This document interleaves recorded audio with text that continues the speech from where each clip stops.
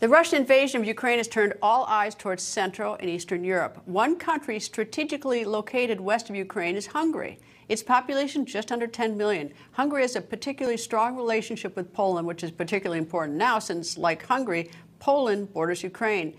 And what about Hungary and the United States? Well, during World War II and in 1941, Hungary and U.S. relations ended when Hungary joined the Axis powers. Relations between the two countries were reestablished after the war. Following World War II, Hungary was occupied by Soviet forces and was under communist rule for over 40 years. In 1989, after the fall of the Iron Curtain, the United States helped Hungary set up a democratic political system and a free market economy. 10 years later, Hungary joined NATO. Hungarian soldiers have been part of NATO operations in Afghanistan, Iraq, and the Balkans. In 2004, Hungary joined the European Union. Hungary and the United States are ongoing collaborators, particularly in areas of security, law enforcement, economics, and energy. In 2019, Hungary and the U.S. signed a defense cooperation agreement. Both countries pledged to help modernize military cooperation between the two. Today, the U.S. investments and support more than 100,000 jobs in Hungary. Founder of CPAC Hungary and Director General of the Center for Fundamental Rights, Miklós Szánthó, joins me. Nice to see you, sir. Thank you very much for having me.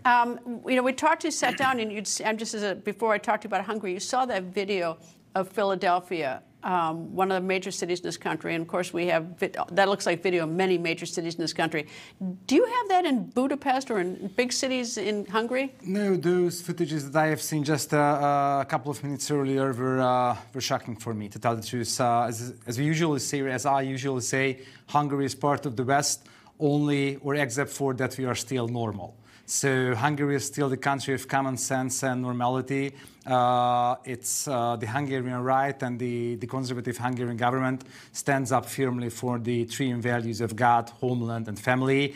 And that type of pictures or that type of massive drug usage is unimaginable on Hungarian streets. You know, the thing that worries me is, first of all, it's terrible how our people suffer. I mean, that's terrible. But I also think, what does the world think about this? Because, we're supposed to be, a very powerful nation and we're the last superpower, and those videos go around the world. Yeah, I will give you maybe an answer with a geopolitical perspective as well. It's visible that there is a shift in the world order. And that's why, in our times, the West needs a strong U.S. But a country, a nation, is only strong as its leaders are strong.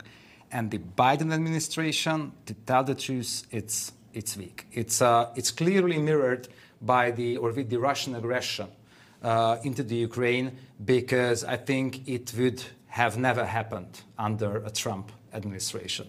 That's why Hungary or the Hungarian conservatives, we do hope for the comeback of President Trump, who maybe could bring back normality and common sense to the U.S. as well, and he would be able, I think, to bring back peace to the world and to the Ukrainian situation. Elections are important, democracy is important, obviously it's important in your country and my country.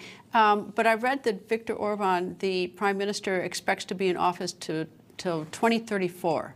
Yeah, 2034. Yeah, he expects, yeah, go on. I mean, it's like, that doesn't seem like there's, to me, I think that's someone who rules with rather an iron fist who thinks he's going to be in office that long. Look, despite the coverage of the New York Times and CNN and the big media in the US, Hungary is still a democracy.